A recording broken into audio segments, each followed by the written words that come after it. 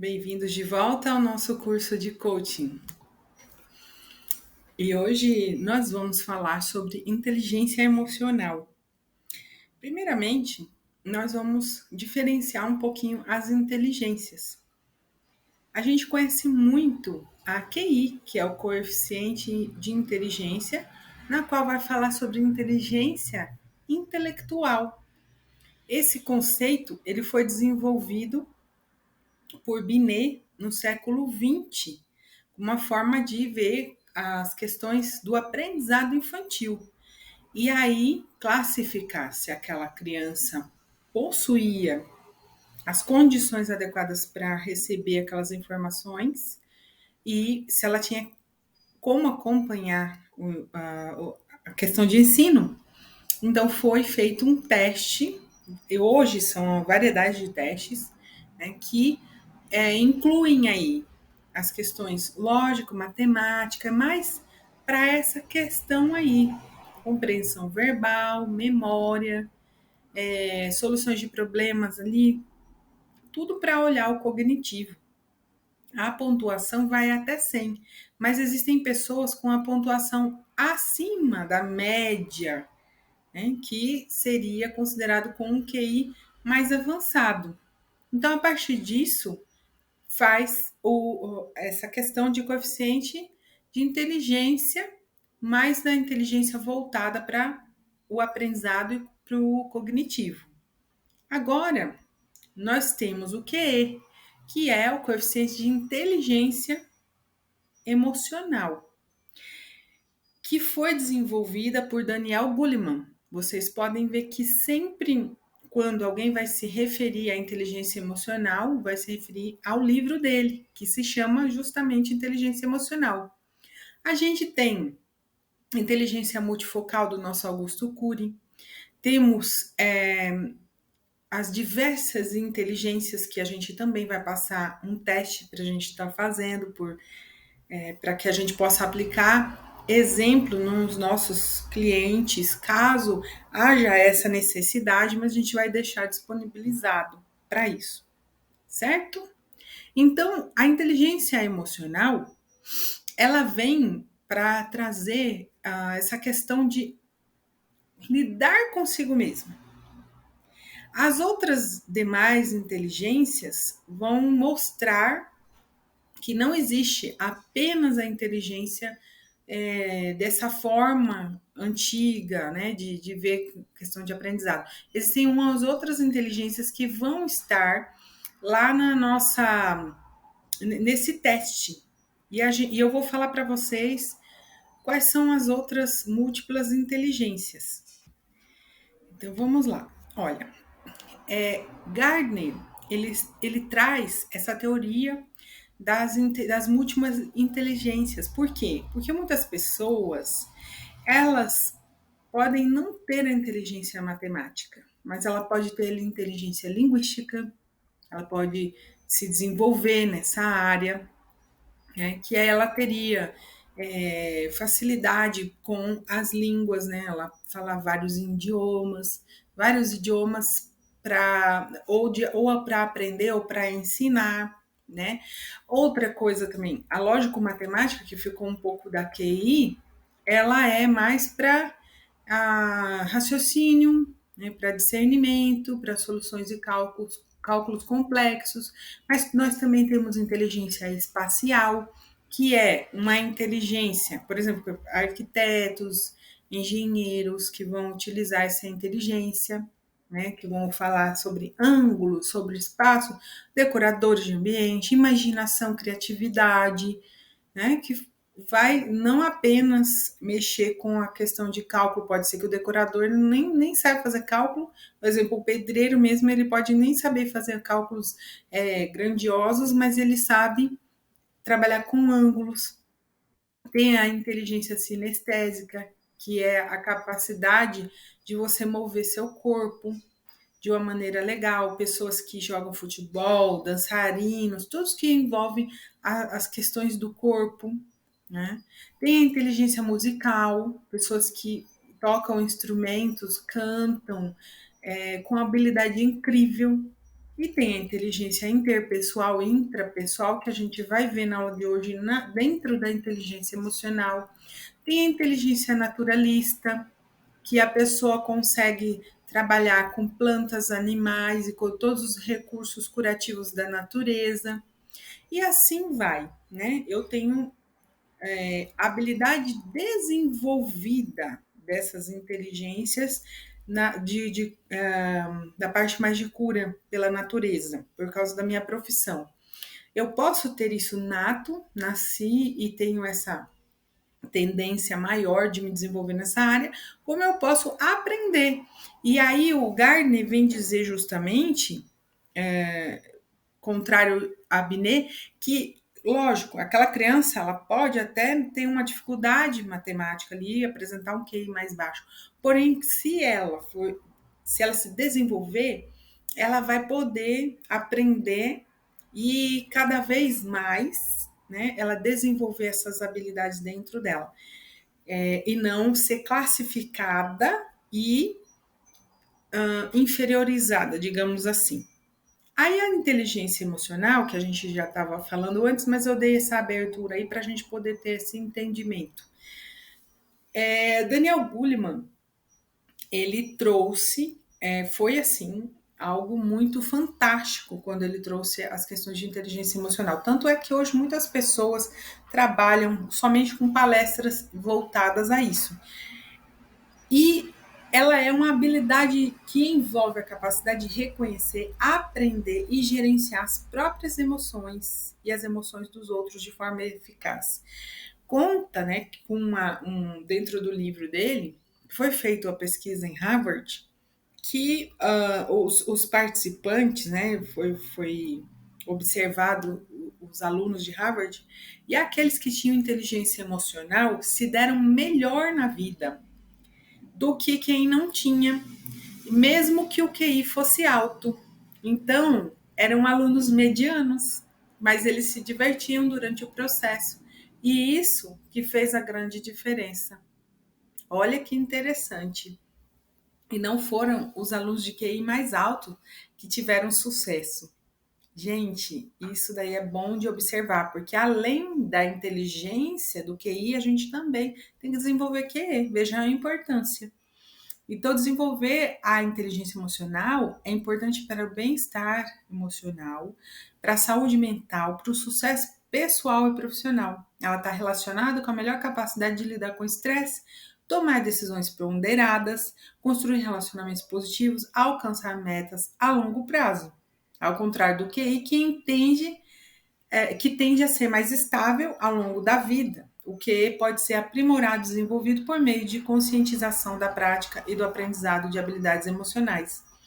Para conviver dentro de uma empresa, por exemplo, para conviver em família, nós precisamos desenvolver essas inteligências. Então, o que é, né? Quais são as definições aí? Segundo a Sociedade Brasileira de Inteligência Emocional, a inteligência emocional é uma somatória de habilidades que tornam as pessoas capazes de administrar as pequenas e grandes adversidades que a vida impõe, de modo a aceitar, perceber as emoções e redirecioná-las para obter resultados e relacionamentos. Gente, prestem bem atenção. Eu desenvolvo uma somatória de habilidades. Então, eu posso já conter com a minha criação, com a minha cultura, já contei algumas habilidades e posso perceber a falta de alguma delas que prejudica justamente alguma delas ali. O meu relacionamento com as pessoas, o meu crescimento profissional e pessoal. Ao reconhecer, vou direcionar a minha atenção, o meu foco para o desenvolvimento delas. Então, como a gente ia falando do relacionamento intrapessoal e interpessoal, que é uma das múltiplas habilidades, nós vemos aí o intrapessoal, a aptidão correlata voltada para dentro. É uma capacidade de formar um modelo preciso, verídico de si mesmo e poder usá-lo para agir eficazmente na vida. Imagine você não ter mais aquela distorção sobre si mesmo, achar que eu sou assim ou assado. Uma das formas de a gente começar a se perceber, já que a gente não está conseguindo sozinho, seria o trabalho terapêutico ou conversando com as pessoas, observar o que elas estão percebendo, o que a gente está passando para ela de imagem. Aquelas 5 pessoas mais próximas, né? Elas podem nos dar um feedback sobre o nosso comportamento. É um dos exercícios que a gente pode passar.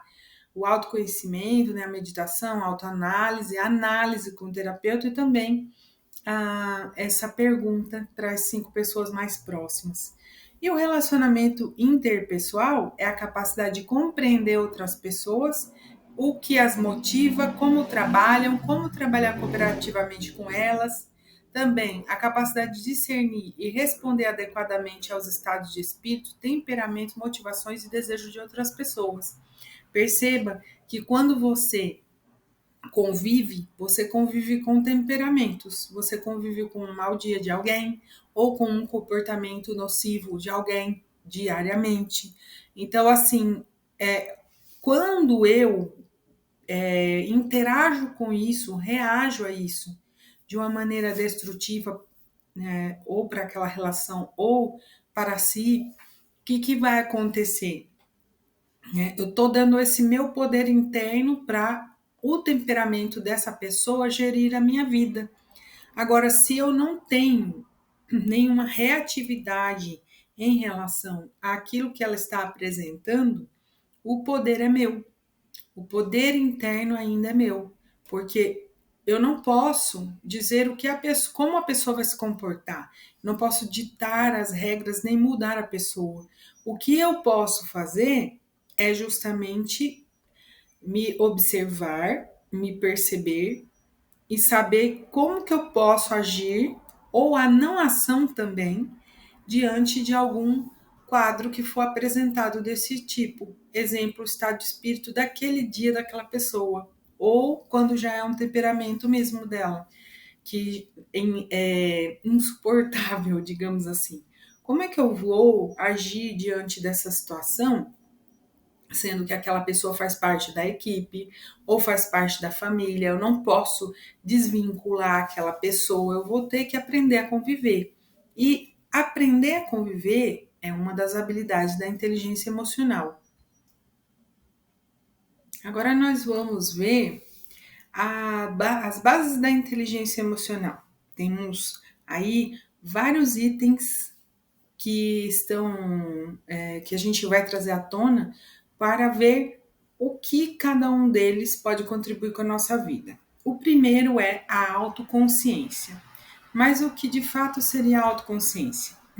É a capacidade de reconhecer e de compreender as próprias emoções, pensamentos, comportamentos, habilidades e limitações. Quando eu observo a mim mesmo, quando eu tenho consciência sobre como eu estou me comportando, o que eu sinto, o que eu penso, eu tenho mais controle sobre o meu estado emocional. Uma autopercepção saudável é importante para o desenvolvimento pessoal e para o bem-estar emocional. E quando a pessoa está bem, ela consegue engajar outras pessoas no objetivo dela, nos sonhos dela, na realização das coisas. E uma pessoa que ela está mal, né, uma pessoa que ela não está conseguindo passar uma mensagem interessante para outra pessoa, ela pode ser a barreira, ela pode ser a pedra no sapato, como eu já encontrei vários casos em várias empresas em que a liderança tentava passar informação para a pessoa e a pessoa emperrava e não saía do lugar, como se a liderança fosse alguém ruim, né, que quisesse o mal daquela pessoa. Ela não conseguia, ela tinha uma barreira emocional que impedia de entender a importância de se fazer como foi pedido, né? Então, assim, um dos exemplos foi uma vez que eu fui fazer um treinamento no Hotel 5 Estrelas e tinha uma das camareiras que estava ali sem conseguir receber as ordens da governanta, e a governanta ela tinha muito trabalho, né, com uma das camareiras. E o que aconteceu foi que quando a gente falou um pouco sobre inteligência emocional, ela compreendeu, né, sobre as questões internas emocionais que ela tinha que estavam impedindo o desenvolvimento dela dentro da empresa e poderiam acarretar até na demissão. Então é muito importante a gente se conhecer, né? Então a inteligência emocional permite que uma pessoa tome decisões alinhadas com seus valores, objetivos e reconheça e aproveite seus pontos fortes e trabalhe para melhorar as áreas que precisam de desenvolvimento. Então, o que a gente sugere é justamente se dedicar para se conhecer melhor, fazer a prática de mindfulness, de meditação, para se observar. Você simplesmente senta, fecha os olhos e começa a observar que emoções eu estou tendo agora, que pensamentos eu estou tendo agora, quais são as reações que eu estou tendo diante de algo que se apresenta no meu dia. Essa autorreflexão ajuda a regular todo o nosso corpo, não somente o emocional, mas também a nossa saúde física. E ajuda a identificar esses padrões e quais são os gatilhos. Então, eu tenho um padrão de comportamento de acordo com o gatilho que a pessoa desperta em mim. Esse que é o grande problema aí. Depois nós temos a questão do autogerenciamento. O que seria o autogerenciamento? Já que eu me conheço, eu consigo gerir, né? Se eu quiser fazer o autogerenciamento sem me conhecer, já não tem como. Então, um passo leva ao outro. Então, o autogerenciamento refere-se à capacidade de controlar e regular as próprias emoções, impulsos e comportamentos. Tranquilizar-se focando na solução. Então, quando a gente tá com algum tipo de emoção, né, que nos tira, a gente fala assim, ah, saí de mim. Quando eu vi, eu fiz, né? Bateu, levou. Isso quer dizer que é uma pessoa totalmente reativa, ela não pensa, ela só reage, né? Então ela não para, observa, né, para ver o que está acontecendo, para depois ela ir direto resolver já com um pouco de racionalidade, né? Esse equilíbrio do QI com a QE. Então, as pessoas mais seguras dos seus próprios sentimentos, uma citação, são melhores pilotos de suas vidas, tendo uma consciência maior de como se sentem em relação às decisões pessoais, desde com quem se casar ou que emprego aceitar. Daniel Goleman. Então, o autogerenciamento envolve muitas competências. Daí a gente vai destrinchar esse autogerenciamento. Mas antes disso, né, nós vamos falar um pouquinho de resiliência. Deixa eu só ver sobre a questão do autocontrole. Autodisciplina aparece depois, mas vamos falar um pouquinho sobre o autocontrole. Quando eu fiz o meu autogerenciamento, eu tenho autocontrole. O que é o autocontrole? A capacidade de reconhecer as minhas emoções e reações e lidar com elas de maneira equilibrada.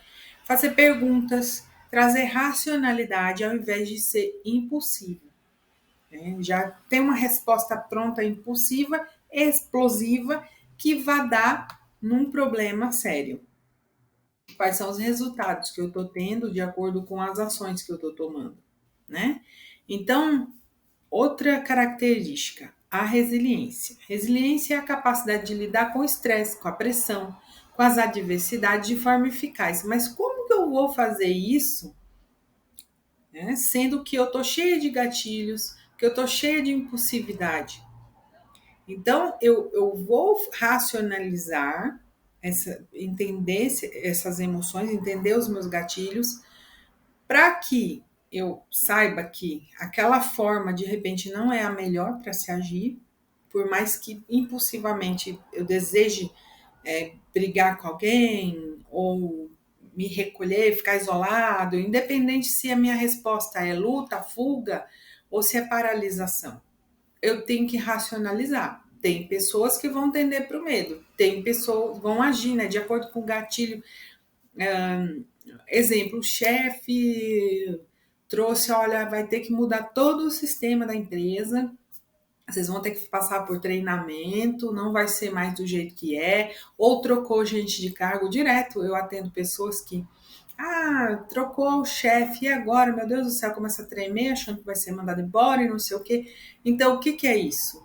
É o estresse, é pressão, né? E houve algo novo. Então, a pessoa, em vez de racionalizar, deixar a coisa acontecer para depois saber o que vai fazer, ela já fica premeditando, né? O que pode acontecer, fica se preocupando e não consegue lidar com aquelas situações. Mas, mesmo que aconteça algo ruim de ser mandado embora porque mudou a chefia, ela vai usar essa força, quando ela é resiliente, vai usar esse aprendizado como uma força para que ela tenha um aprendizado para a próxima etapa. Quando ela tiver um novo emprego, não vai cometer mais os mesmos erros. Ela vai se adaptar às mudanças, vai se recuperar dos fracassos e vai se manter positiva e perseverante. Porque o objetivo principal é você, enquanto ali coach de alguém, tudo bem, a situação apresentou ali, mas o que, que você vai fazer, né, diante dessa situação? Qual é a melhor maneira de lidar com tudo isso? Esse é o principal foco nosso.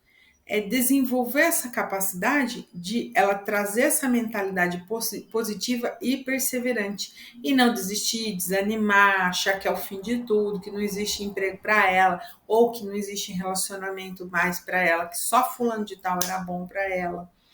Então a gente tem que perceber neste sentido, levando as perguntas, né, para essa pessoa de forma com que ela saia do bloqueio e venha a se tornar mais forte conforme os desafios que ela enfrenta. Nós vamos parar, dar uma pausa aqui. Enquanto isso, faça suas anotações, faça aquele exercício meditativo que eu falei anteriormente, né? Experimente parar uns minutos e perceber seu corpo, como que você está. E eu sugiro que você já faça o exercício que eu vou mandar, esse exercício nessa pausa aqui, para você identificar suas emoções e depois a gente vai dando continuidade. Até breve.